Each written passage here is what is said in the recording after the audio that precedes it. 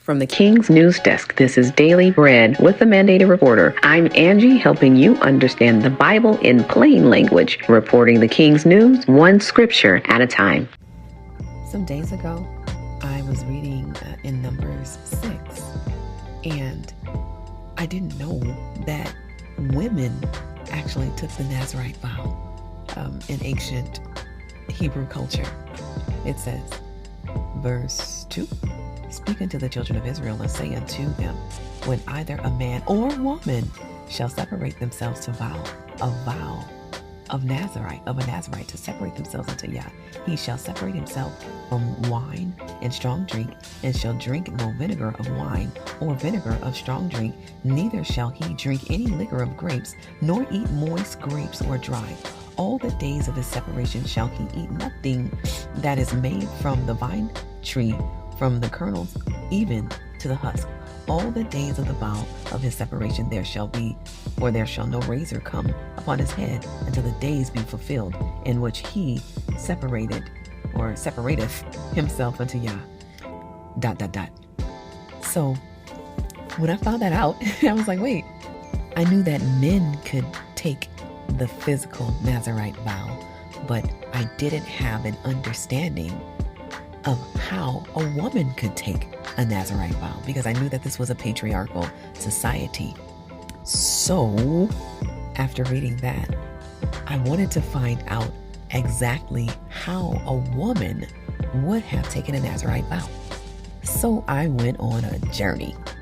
I remember reading in Numbers 30 and getting just completely lost because I didn't understand what was going on. Listen. This is Numbers 30, starting at verse 2. "If a man makes a vow to Yah, or takes an oath to bind himself with a binding obligation, he shall not violate his word.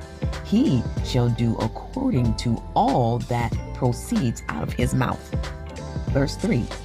"Also, if a woman makes a vow to Yah, and binds herself by an obligation in her father's house in her youth, and her father hears her vow and her obligation by which she has bound herself, and her father says nothing to her, then all her vows shall stand, and every obligation by which she has bound herself shall stand.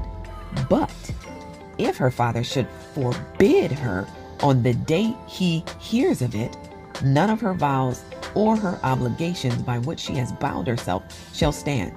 And Yah will forgive her because her father has forbidden her.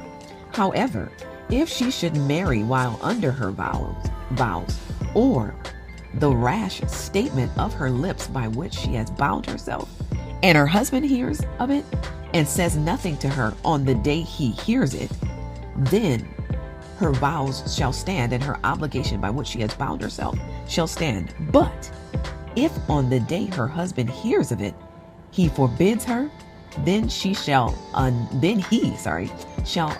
her vow which she is under, and the rash statement of her lips by which she has bound herself, and Yah will forgive her. But the vow of a widow or of a divorced woman, everything by which she has bound herself shall stand against her.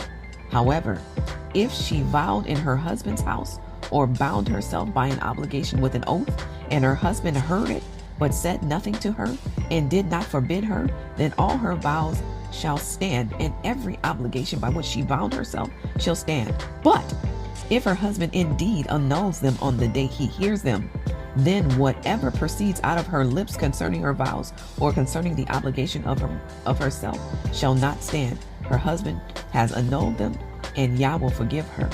Every vow and every binding oath to humble herself, her husband may confirm it, or her husband may annul it. But if her husband indeed says nothing to her from day to day, then he confirms all her vows or all her obligations which are on her. He has confirmed them because he said nothing to her on the day he heard them. But if he indeed annuls them after he has heard them, then he shall bear her guilt. Covering is important. And I didn't understand Okay, now I went and found something else about this. This is on thetorah.com. So I just read from my Bible of Numbers 30, verse 3, but I'll read it from here. It says, if a man makes a vow to Yahweh or takes an oath imposing an obligation on himself, he shall not break his pledge. He must carry out all that has crossed his lips. The site says, the case of men vowing is straightforward and covered in a single verse. But what about women? They too can make a vow, a neder.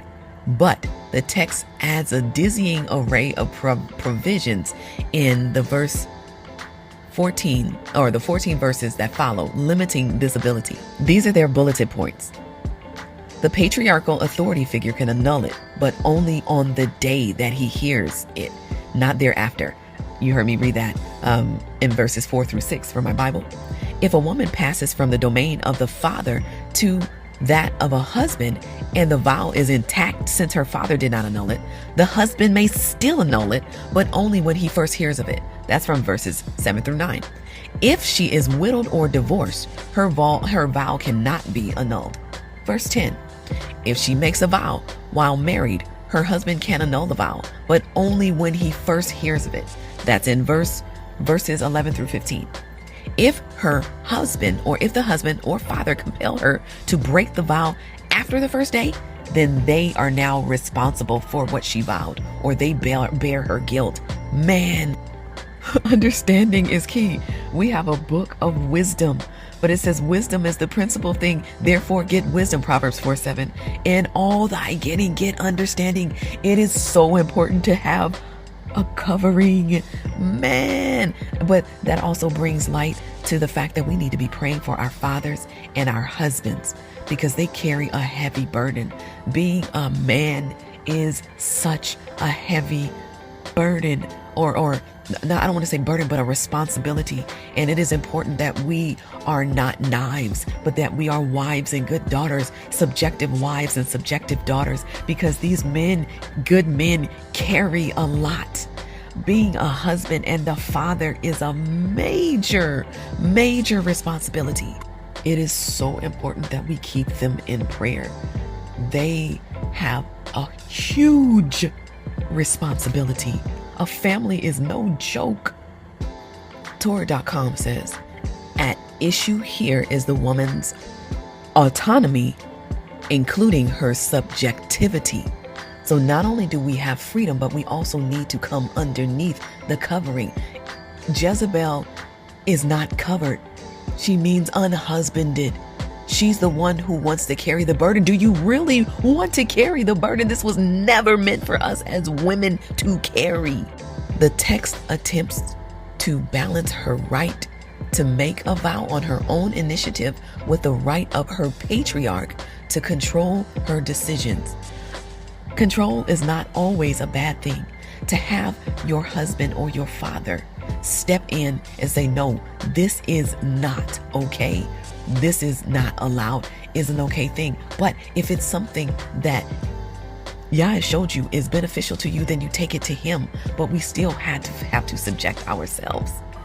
Then the burden will be on the man. It says here, another issue is age. Skipping down, since a minor's vows do not count, and an unmarried woman's vows cannot be annulled by her father. Nevertheless, in the biblical text, the word in her youth applies to a daughter living in her father's house before she is wed, with no limitation with regard to age. Wow. So the father still has jurisdictional authority over the decisions of a daughter who still lives in his house, regardless of her age. So this whole Babylonian way of thinking, I'm grown. No, if you still live in your father's house, your father still has jurisdictional authority over you, the decisions that you make, because he is your covering. Man, once she has married, both the Torah and the rabbis, I don't really care about what the rabbis have to say if it does not align with Torah, because Jesus is Torah. He is the word.